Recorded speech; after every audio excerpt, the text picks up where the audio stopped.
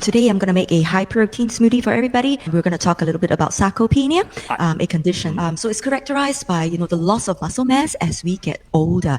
And it can be prevented and it can be reversed. We just need to be careful with our diet and also exercise. It's to go for a very simple test. It's a grip test, a gait test, and a walking test, which is really simple. It's through exercise, building muscle strength, both kind of exercise, resistance and strength, and ensure you have enough protein.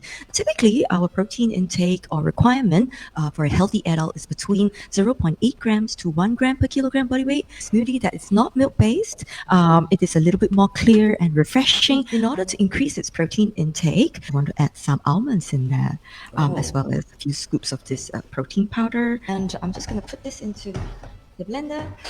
Wow, look at that. Smooth. You know that she's adding the protein, so you can do that. So Okay! Gotta say, I'm definitely gonna go and check out this protein.